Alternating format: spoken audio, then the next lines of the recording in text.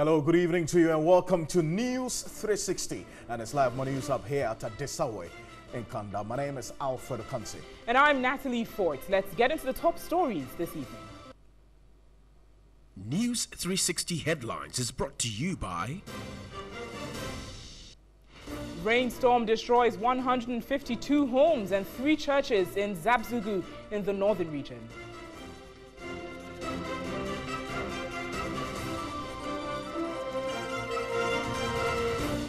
President Akufo-Addo reassures Ghanaians government will sustain senior high school policy.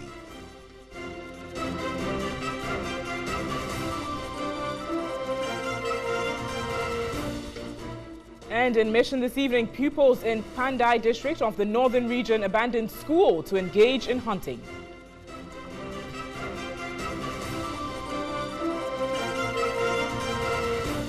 And rival gangs in Somalia signed life-to-life deal, and Russian President Vladimir Putin, according to the exit polls, wins 4th 6-year term. Bring the details of that.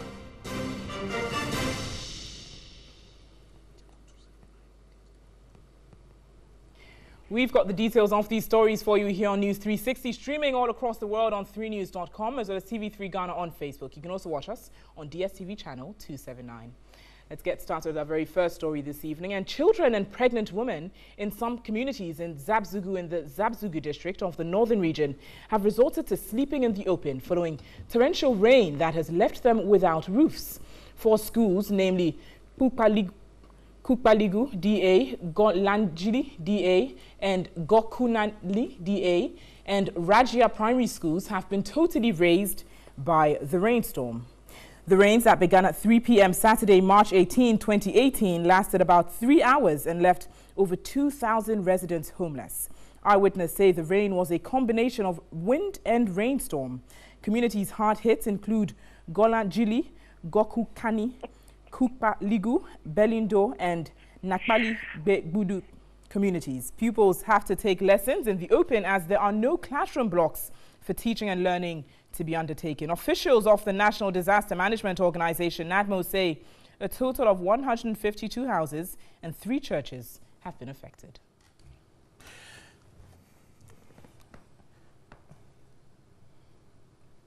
So let's just stay on this a bit further. Our North Regional correspondent Zubaida Ismail is joining us on the telephone now. Zubaida, so what's the situation of the victims who are affected by this rainstorm? Alfred, victims affected by this rainstorm continue to sleep in the open, especially women and pregnant women, pregnant women and children. The few who have family members around have also taken up with their family members. And so for now, that is what I can say about victims. They are displaced. They have nowhere to go. Just a few of them have been able to move in with their family members and friends. I see, but how about the National Disaster Management Organization officials there? What have they been doing about this? And do they have enough relief items to cater for the situation? For them having relief items, they have not mentioned whether they do have some, because I mean, last year when these things were happening, we knew NADMO had to also mobilize from the national before they could get to the district. So for that, we can't tell whether they have, because they have not mentioned it. But what I know also is that since morning today, national officials in Zabzugu district have been engaging with the affected persons data. And so I can tell you that for data, they've gathered that, and then they told me this evening, including the DC, he said this evening that they have everything together, and they are going to first thing tomorrow in the morning forward it to national for them to give them a response. And also at the district level, tomorrow morning there's supposed to be a meeting between the NADMO officials and the DC for them to find a way forward immediately for those that do not have anywhere to sleep. Zubaida, thank you. I'm sure we'll get to know tomorrow how, especially the students or the pupils who've been affected by this in their school building razed down, will also be catered for, especially when they have to go back to schools. Zubaida Ismail is our North Regional correspondent. Thank you for the detail. Certainly, Alfred. But let's turn to some other stories this evening. In education, President Akufo-Addo has reassured Ghanaians that his government will sustain the free senior high school policy. He says the benefits the country will derive from the policy makes it imperative to find avenues for its sustenance. The event was under the theme, the free SHS policy, the role, challenges and prospects of stakeholders. President Akufo-Addo said although there have been few challenges in the implementation of the free senior high school policy, government is committed to its sustainability. We will spare no effort in ensuring that this policy succeeds. Free SHS is here to stay. And if we are to build the modern, progressive and prosperous Ghana we desire, each and every one of us here has a major stake in ensuring that we achieve excellence in our educational system. The president said everyone must have a major stake in delivery of quality education in the country. He expressed serious concern about absenteeism among teachers and students in the country. Teacher absenteeism is one of the factors that leads to our students recording not too encouraging results in the West African Senior Secondary Certificate Education exams.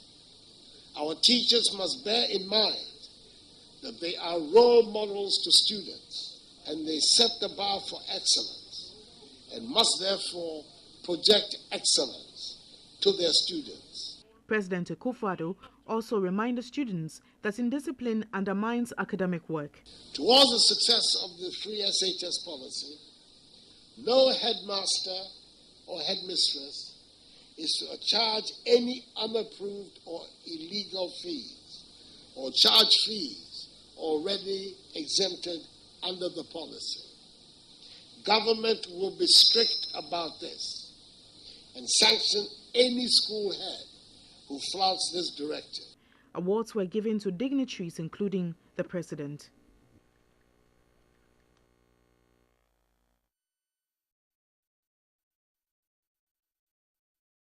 Now, President Akufo-Addo's promise of extending free senior high school initiative to cover technical and vocational institutions is raising key questions about its implementation and how relevant this will be towards resolving Ghana's unemployment challenge. Only an estimated 5,000 new jobs are created in the formal sectors annually, out of over 100,000 who will graduate also from the various senior secondary schools and tertiary institutions. That's on an annual basis. Now, the way to bridge this gap, according to experts, is to prioritize technical vocational education training as interspersed with entrepreneurship support. But what is the holistic picture and what are the critical pathways the policy must consider? I've been joined in studio by Executive Director of Civil Society Group Action for Rural Education, Kofi Osare. I must also say that Kofi Osare once worked with the CODVET, that's the Council for Technical and Vocational Education and Training here in Ghana. Thank you so much, Osare, for time. Good evening to you. Now, before this interview, I've been reading some resource on CODVET's own interview. I mean, that's their website, I beg your pardon. That's the Council for Technical and Vocational Education Training. That website information says that one of the greatest challenges facing TVET in Ghana currently is the low prestige it enjoys from the public. Most parents and guardians have dreams of their children becoming doctors, lawyers, or accountants. Trades like auto mechanics, hairdressing, and carpentry are considered to be preserve of children who do not have the mental ability to pursue a university education. Now, how, looking at this challenge, which has been identified by CODVET itself, how will making it free address this? Well, and again, let me mention that, yes, even though I've worked with CODVET in the past, the views and opinions I am expressing today are mine as a consultant. Right. The issue with TVET is that, unfortunately, those who don't perform academically well actually end up subscribing to TVET because they virtually have no choice. So if you're not able to make it to senior high school, then unfortunately you turn to TVET. I'm saying unfortunately because it shouldn't be so. TVET should have been a matter of choice. If you have a career ambition and then if you want to be a TVET practitioner, then you follow that pathway. But unfortunately, in Ghana, we are yet to come to terms with the fact that TVET is actually a matter of choice and not the last resort. Now, TVET is expensive. If you are very much accustomed to education costs issues, grammar education is actually the cheapest form of education. True. So a TVET student obviously will pay almost twice the school fees of a regular student. In that case, it makes the issue of access an issue for TVET. More so, where most of the TVET institutions, a sizable number, are not government schools. Most of them are international NGOs. Most of them are private schools. And a lot of them are also government schools. But the fact is that TVET is not cheap, it's expensive. And so if government really prioritizes job creation through skills education, then it is in the right direction to provide free technical and vocational education and training. You see, you raised some critical issues there with respect to cost of running a TVET education in this country, and what should be the first point of consideration in making it free, so that we can make this policy better. I've been joined via Skype by the Executive Director of the Council for Technical and Vocational Education and Training, that's COTVET, Fred Sama. Mr. Sama, if you can hear me, good evening to you. Thank you very much for your time. Now, this evening, I was saying earlier that on your website, you have identified one of the greatest challenges you face as the low prestige that TVET, that's Technical Vocation and Education Training, enjoys in Ghana. Now, how would the President's resolve to make it free address that problem, and also have a lot of people begin to regard technical education and take up that free option the President is giving? All right. Steve, thank you very much. Let me say good evening to all your viewers and listeners in Ghana. I believe that technical and vocational education is a product. The same way general education is a product, and the British were successful in selling it to us. So is technical and vocational education, and how we have advertised or the way we have put it across has affected the perception and how we perceive people with vocational and technical skills. I believe in your studio right now, if we were to do a head count for how many of you will want the awards to go to TVET institutions, most of you will say no. Why? Because sometimes when you visit our TVET institutions, some like Kumasi Technical University, Kumasi Technical University or Kumasi Technical Institute, you realize they're still using gadgets as old as 30, 40, 50 years ago. That does not respond to the current system. There are a lot of our graduates that... But I just wanted to find out from you now how you accept the fact that this is a clear problem. If you do a head count, people will not want to even take up this option of having it free, even if they want to go, because of the mindset. Now, how will this, making it free, address this while we try to tackle the unemployment situation in the country? And I'm sure that's why the President is looking at making this free. Yes, not just making it free alone will not solve the problem. But remember, the President has done something right by starting from the basis. In Ghana right now, we have a TVET system that is scattered over 19 ministries. Over 19 ministries with different certification, different standards, different kind of training. As far as the laws that are governing TVET is concerned, we have a whole host of them. We have MVTI Act, which is somewhere in the 70s. We have the NAPTEX, we have the COTVET Act, we have the Children's, we have Polytechnics. So you see that in our TVET system, it's scattered all over. What he's saying that let's first sanitize the system. And to do that, let's realign all our TVET institutions to one ministry. In the past, across other countries, when TVET, they started to transform TVET. It started from ministries like employment, and later on went to trade, and in all the major leading developed countries and industrialized nations, later on they assembled everything under one ministry. So what this country is doing is not reinventing the wheel, but look at the good practices. Let's first sanitize the system. Let's realign all our TVET institutions to one ministry. Then, of course, let's look at what standards, because technical and vocational is something that is hands-on. What does the industry need? It's the industry that determines what we need to produce in our TVET system. Because, look, if we are talking about unemployment, there are two things that employees do. Either you provide goods or you provide services. But every goods has got standards. Every services have got standards. The goods that we import into the country have got certain standards they meet. The services that we intend having have got certain standards. How do we meet these standards? And let's ensure that these standards are used across. Fantastic. Mr. Samoa, thank you so much for your thoughts and the time this evening. For Chair Samoa joining us for Skype. He is the Executive Director of the Council for Technical and Vocational Education and Training, COTVET, but he's in the United States to speak at the moment. But I'm still here in studio with the Executive Director of Civil Society Group, Action for Rural Education, Mr. Sari. Finally, now, so what are the steps that needs to be taken to make this policy address the problem for which the President is even molding this idea of making technical education free? I think the rationale for the policy is justified. It is not just a promise by the President, but then it is a necessity if we really want to make skills training and job creation a priority for Ghana. Now, key things. We are lucky that free senior high school preceded the free technical education. So we have learned, we may have learned some lessons from that. The first one is this. If you go around the country, there are so many technical and vocational schools that are not government schools, but then they are in rural areas. They are there because government schools are not available there. It means that we should learn from the experience of the free senior high school by not omitting private technical vocational institutions from this policy. We should include private TVET institutions in the free senior high school policy.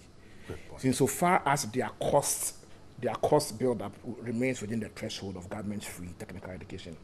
That is very important, else we will end up neglecting a bigger chunk of people in areas, especially in rural areas, where government institutions owned by NGOs, private companies, or if you like, religious bodies. So it's very important for that. It's a great point that you make. Thank you, Mr. Sari, for your time. As always, Kofi Sari is the Executive Director of the Civil Society Group, Action for Rural Education, during us in studio here. But the Majority Leader in Parliament and Minister for Parliamentary Affairs, Osei Mensa Bonsu, has given the assurance that the Right to Information Bill, that's RTI, will be passed in the next meeting of Parliament. He was speaking on the sidelines of a meeting of African Parliamentarians Network Against Corruption, APNAC, here in Accra.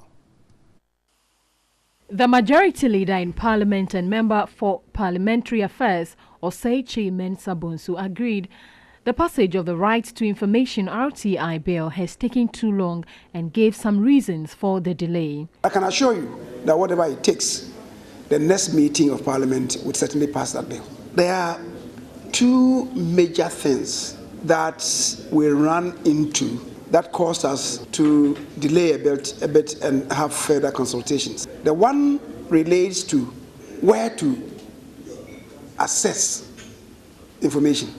And the second relates to what information to make available to the citizenry. The RTI bill was drafted in 1999 and reviewed in 2003, 2005 and 2007, but was not presented to Parliament until 2013. Let's stay on this issue as the Right to Information Action Campaign Group is questioning government's commitment in passing the Right to Information Bill. President Akufo-Addo at this year's Independence Day celebration promised to get the bill passed before Parliament rises, but Parliament is set to rise next Friday. A leading member of the group, Kofi Bentil, tells TV3 the government will be treated as an enemy of democracy if it fails to pass the Right to Information Bill. We appreciate the fact that Parliament will rise next week, and that's part of the reason why we wonder what the President meant when he said he was going to have it passed.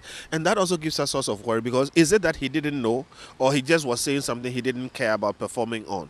Okay, we know Parliament is going to rise, and it will be a miracle if they can lay it and pass it, which means already what the President said is not going to come on.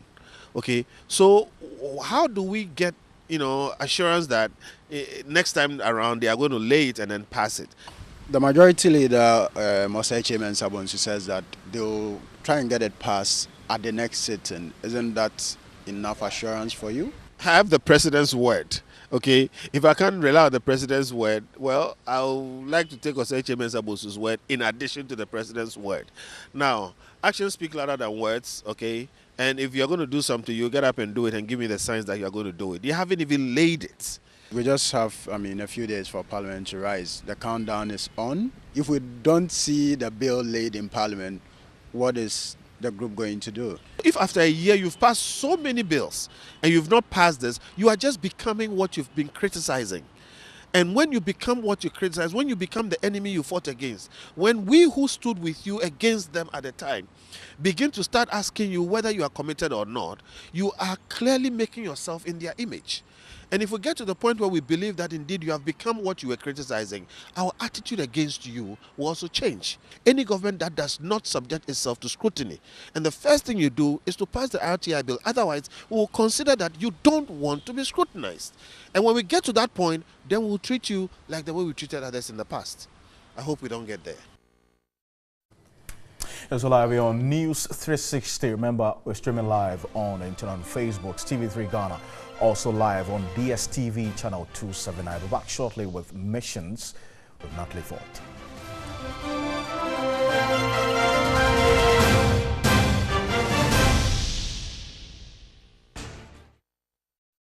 Welcome back to News 360. Time now for our Mission segment. Mission is brought to you by Star Ghana with support from UK Aid, Danida and the European Union. Our very first story this evening, pupils at Kabonwule in the Pandai district of the northern region abandoned school in search for water. The only dam in the community has dried up.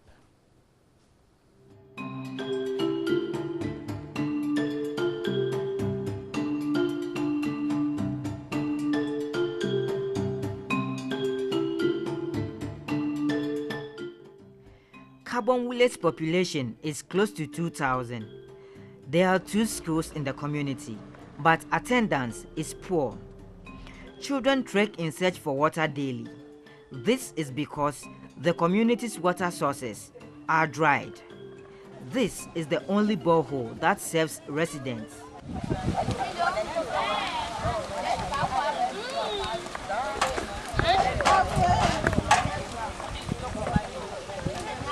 When school children comes to fetch water, most of them get late. And around this time, classes are not effective. You see, school children will come, most of them don't go to school because of water crisis. That is, it means that when some come, they don't get water, and they go to lie in the house and they don't go to school. Expectant and nursing mothers struggle to get water. Imagine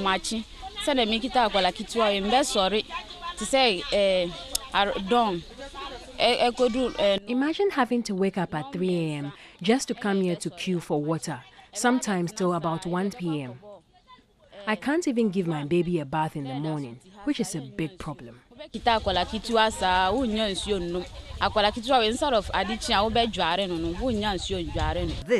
affects farming.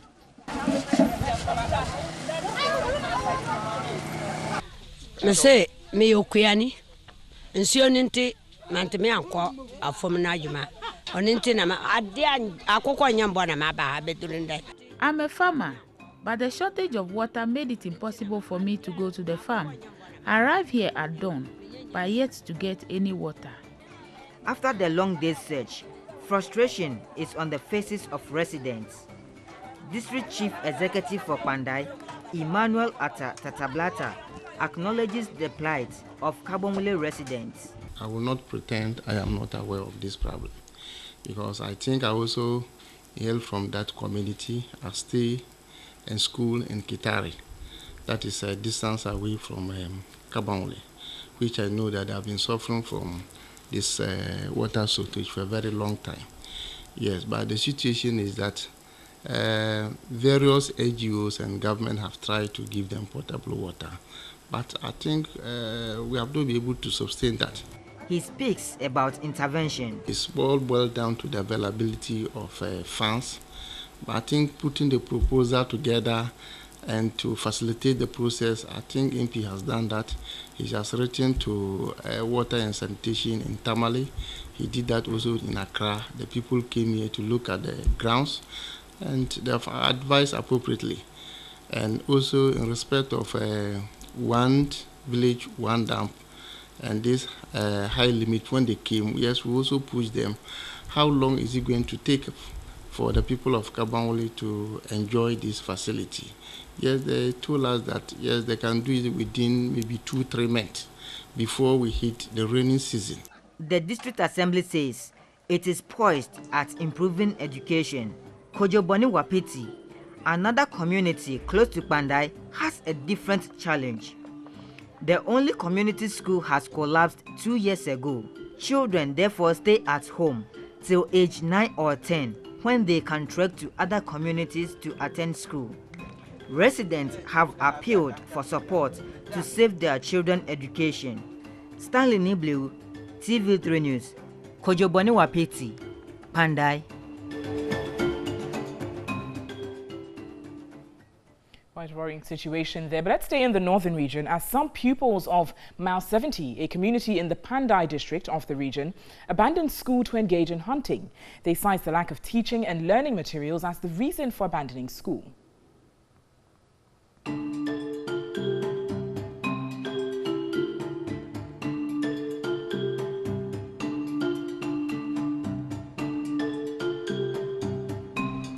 Mile 70 is densely populated. Poverty is rife. Some children are not in school. Hunting is what they do. It's a sunny Monday afternoon. Some pupils are returning from their hunting expedition. They have spent more than 5 hours, but had no catch. Frustration is therefore high.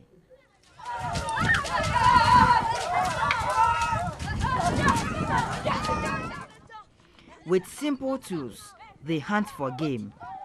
They made a clean pair of heels when they met the mission team, but they recovered from their shock and returned. They insisted they don't talk to strangers, so the mission team should follow them home to seek their parents' consent.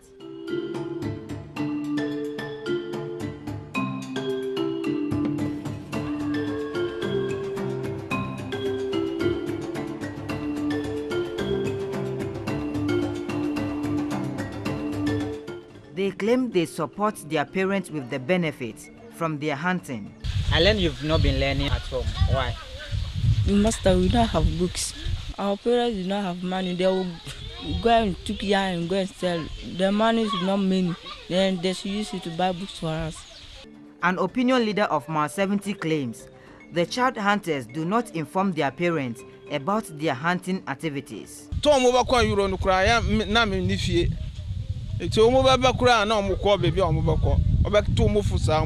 I was not at home when the children left for their hunting expedition. They don't take advice.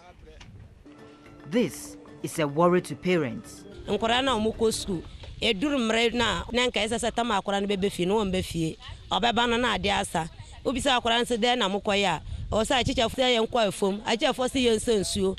Teachers have also been exploiting pupils in their farming activities, so they sometimes don't come home early after school. The pupils get tired, so they don't learn at home. The assembly member for the area holds an opposing view.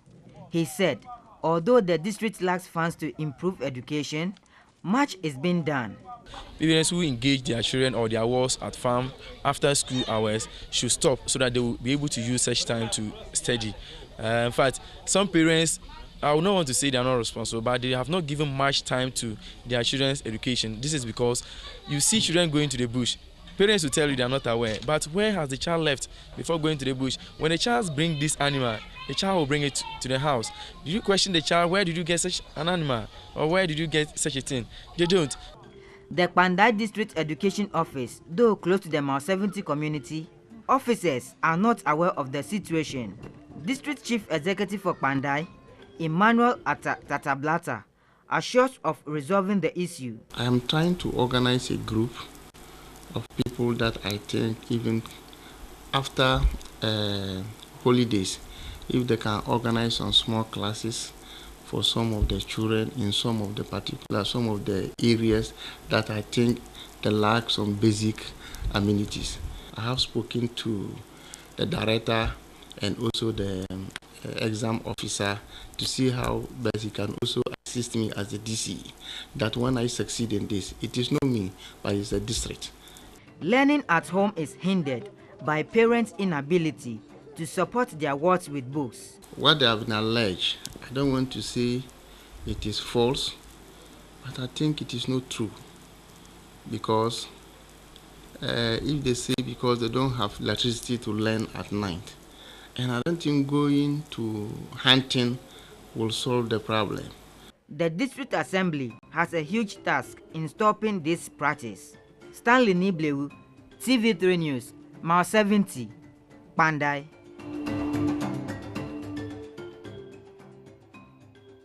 Extremely worrying situation. Stanley Niblow's reports there. And that's how we wrap up Mission this evening. It's brought to you by Star Ghana with support from UK Aid, Danida, and the European Union. Alfred? A clear situation there. It's disturbing what these students have to undergo. Absolutely. Yeah? And to the fact that this has been going on for quite a while. This is not a problem they're not aware. If you listen to the official there, it's something they're aware of. The urgency, to deal with this is where the problem is. And I'm just hoping that while we expose this, they would then hear people about who are paid by the taxpayers' money to solve these problems would just come up to it and get it done. But some more stories. A team of doctors from the United Kingdom is conducting research on the needs of cancer survivors, especially women in Ghana and Tanzania. The 6-month data collection will help to develop research results for cancer survivors, which will enable them to live better lives.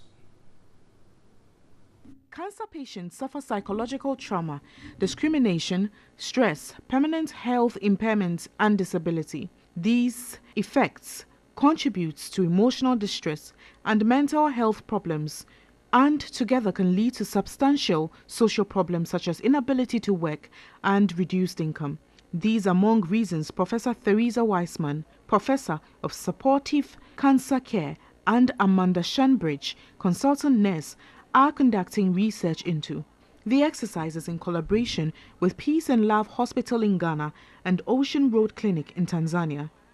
They spoke about the importance of this collaboration for women battling cancer and cancer survivors. It's a short study, probably 6 months. We'll be collecting data, and it's really so that we can look at what are the needs, what are the similarities, what are the differences to the Ghanaian women and also to the women in Tanzania, so that we can then look at how we can develop resources to help those women at the end.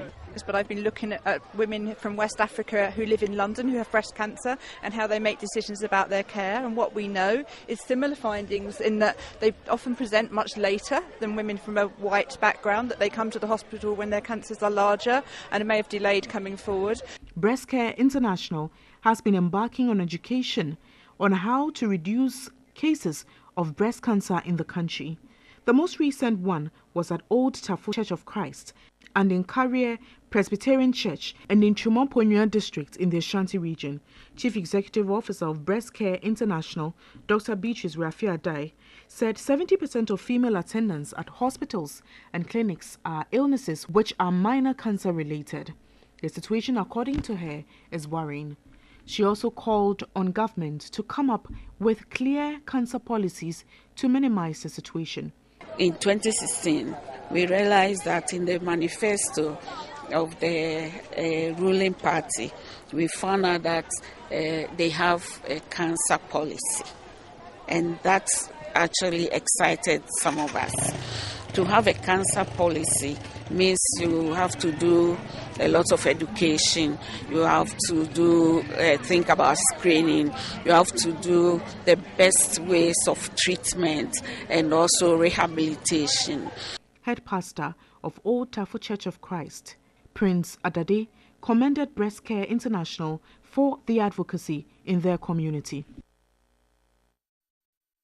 I apologize for the rather disturbing photos in that story there. But let's turn to some other news this evening, as the Ashaiman Municipal Assembly is to reconstruct roads within the municipality with plastic paving blocks.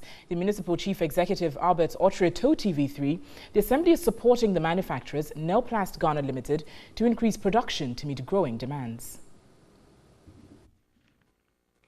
With a growing worldwide middle class, along with the rise of globalization and demand for consumer goods, the world has entered into a phase with plastics that risk suffocating the very economies it helped to create. From house plants to paint to airplane components, there appears to be a cheap plastic alternative everywhere, including Ghana. The toxic effect is clearly evident, particularly in urban areas like Accra and Kumasi. The most effective way to manage plastic waste, according to experts, is through recycling. Yet, approaches to effective reuse of waste from plastic products have been left in the hands of few individuals. The initiative by Nelplast Ghana Limited to convert plastic waste products into paving block is considered by far the biggest innovation ever in the sector. It's my initiative to get my community very clean, because Ashama is believed to be a dirty slum. So I gathered all kinds of plastics to come about with a block that lasts for a lifetime. Plastic waste paving blocks, estimated to have about a 500-year lifespan, will not only address the plastic waste menace in the country, but also serves as an alternative source of cheap material in the road construction sector. After discussing with him, I got to know that that will be an alternative to the solution for our road deficit. But how is the Ashaiman Municipal Assembly ensuring the dreams of the innovators meet national demand? He has been considered for the one district, one factory for Ashaiman. And we are facilitating it to ensure that he gets the needed support in terms of capital and machinery. As proof to its commitment, the Assembly has collaborated with Nelplast Ghana Limited to pilot the paving blocks at the police barrier at Tulaku on the Tema Akonsombo Road. Yes, of course. We are in a very serious road deficit in Ashaiman, because we can count of only 2 major roads that are tarred. And for that matter, we will take advantage, home advantage, if we are able to industrialize the process. Albert Oshri has also assured the municipality of plans to use the products in the reconstruction of roads. The president of Challenging Heights, James Kofi Annan, has blamed the rise in child trafficking and child labor on lack of political will by government. He spoke to our reporter Peter Kwao Adato. According to the 2014 Ghana Labour Survey, an estimated 1.9 million children aged between 5 and 17 years are engaged in child labor. The figure represents an increase of 1.27 million child laborers over that of 2013. This, the president of Challenging Heights, a child rights organization, blames on lack of commitment from government. We are supposed to have shelters around the country. Right now, as I speak to you now, there are only 2 shelters, one in Medina, one in Osu. The Medina one is not even functional. The Osu one is together with trafficking victims, correction children, imprisoned children. How do you combine these children? None of the regions has a shelter. So how are you addressing the issue of human trafficking? He requested government to address the problem of child trafficking and child labor in Ghana. Behind the scenes admits that there's a problem.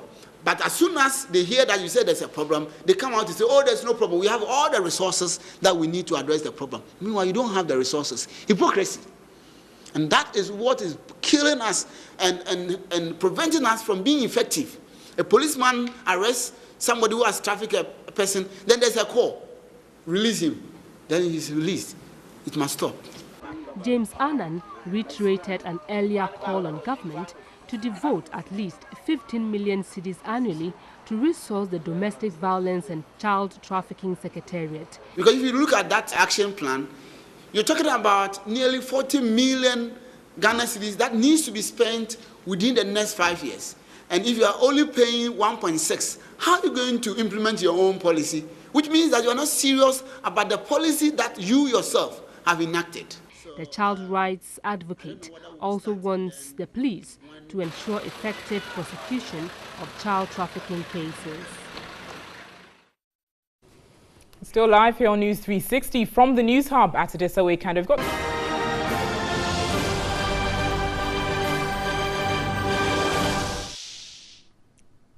And on the international front tonight, 2 rival Somali clans have signed up to a groundbreaking peace deal which will aim at ending the cycle of revenge killings following 3 weeks of mediation. The rival Saad, Yonis and Ba'ala Adi clans in the disputed Sanag region reached an agreement on harsh new rules. Now, anyone who is found guilty of carrying out a revenge killing or vendetta will face a death sentence. The family of the perpetrator will also have to pay a fine of $100,000. There has also been a long tension between many Somali clans due to rivalry and competition over the resources such as grazing land for livestock or access to water.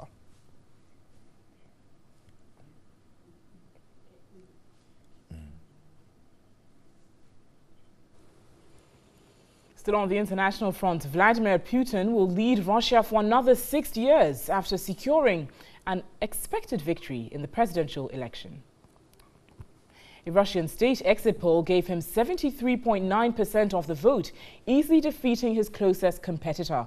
The main opposition leader, Alexei Navalny, was barred from the race. The scale of the victory, which had been widely predicted, was a marked increase in his share of the vote from 2012, when he won 64%.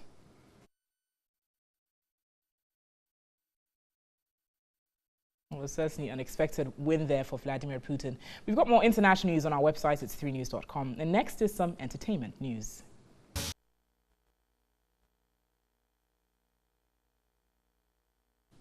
Well, it's unfortunate we're here to unveil the funeral cloth of my daughter, Ebony. It is sad, but we have to do it, and we have no option. Those were the words of Nana Opoku Kwarteng, father of the late Ebony Rains, as her family and management unveiled cloths for her funeral.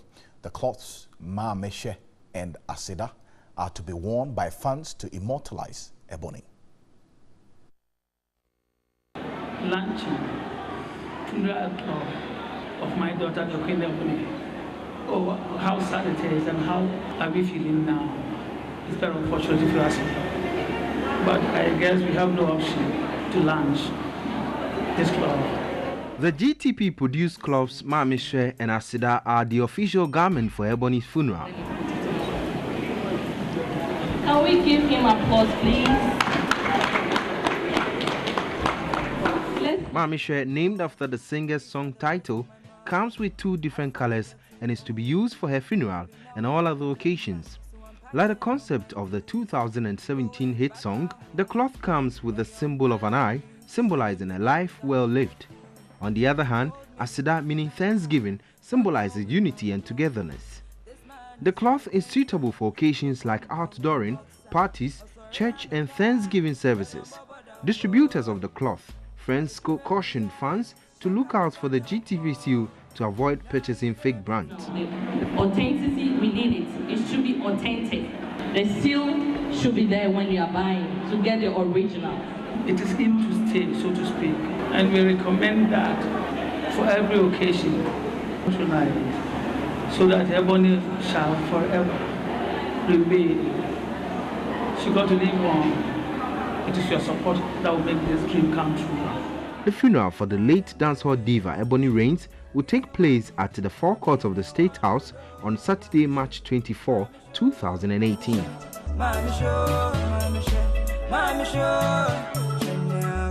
no dey hear me. Na pikin no dey hear mama. Pikin no dey hear. Well, certainly a great way to celebrate Ebony there. But still on that, in a Facebook post on May 15, manager of late Ebony, Ricky Nana Ajimai, noted some Guinean musicians are hypocrites, revealing that some are demanding money to perform at Ebony's tribute concert. The misconstrued post led to many pointing accusing fingers at Shatawale, as the artist Bullet is alluding to. Now, Shatawale thinks Bullet is deliberately giving him a bad name, and that has generated some tension between the two. People were saying it's Shatawale. I went on radio, I said it's not Shatawale. So if Shatawale should come on there to insult me, who am I? Shatawale has been insulting pastors, insulting big people, somebody who said he wants to ban churches. Who am I? If Shatawale insults me, who am I? Bullet, I'm nobody. So if he insults me, I'm cool. But I know I've not wronged him. I rather defended him. So let's forget about Shatawale. Let's talk about everybody. Let's give a befitting funeral. Basically, you've been able to resolve all the issues with them. Everything is on course. Sarkodie is coming. Samina is coming. Stoneboy is coming. Well, so there's a lot to look out for ahead of that big funeral. And may her soul continue to rest in perfect peace. I want to say thank you. But before we go, a quick recall of the stories that made the headlines tonight.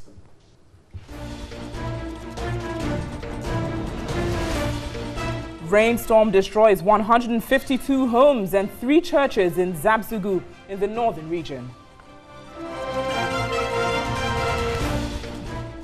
President Akufo-Addo reassures Ghanaians government will sustain the free senior high school policy.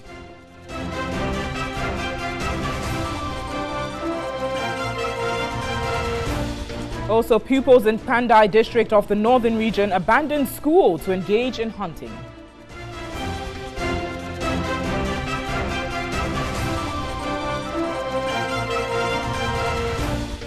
And the rival Somali clans on life-to-life deal to end cycle of revenge, and also Vladimir Putin expected to be announced as the winner of the Russia elections.